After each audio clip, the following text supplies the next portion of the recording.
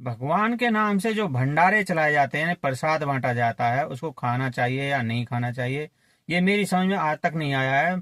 मैं तो अवश्य खाता हूँ, पर मेरे साथी होते हैं, कभी मेरे साथ होते हैं, घूमने लिए जाते हैं मंदिरों पर या कहीं भी, तो वो कुछ यही कहते हैं कि भाई ये हमारे लिए नहीं है, मतलब ये गरीबों के लिए और इसे खाना अपमान है। ये तो मेरी समझ में आज तक गरीब की परिभाषा नहीं आई है। फिर जो लोग प्रसाद बना रहे हैं वो किसको गरीब माने, या गरीब कैसा होता है? गरीब फिर क्या आप केवल प्रसाद के लिए ही जीवित है, उस भंडारे को खाने के लिए ही जीवित है? भंडारा रहेगा अपनी जगह, क्या वो चलकर उस गरीब के पास आ जाएगा, या गरीब को वहां पर जाना चाहिए? एक बात तो ये मेरी समझ में नहीं आया, उनके जो विचार होते हैं ना, बहुत सारे लोगों के विचार मुझे मिले हैं, भाई ये हम नहीं खाएंगे। हाँ, अगर उनको भूख लगी है ना, फिर वो अगर हम ले आते हैं, कई बार मेरे साथ ऐसा हुआ है, उनको भूख लगी होती है और हमें तो भैया भूख लगी है, हम तो प्रसाद को छोड़ते भी नहीं है।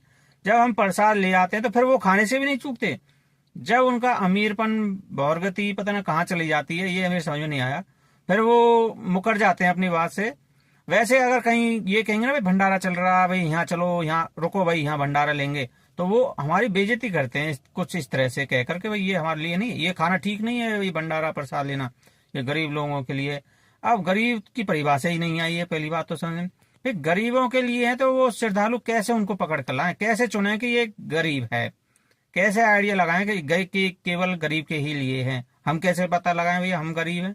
भैया हम तो गरीब ही ठीक है, प्रसाद भगवान के नाम से मिल रहा है तो हम गरीब ही ठीक हैं। मैंने बहुत वीडियो देखी है, बहुत लोगों से सुना भी है, बहुत से लोग तो इस प्रसाद को पाने के लिए तरसते हैं जिसमें भगवान का नाम लिखा हो।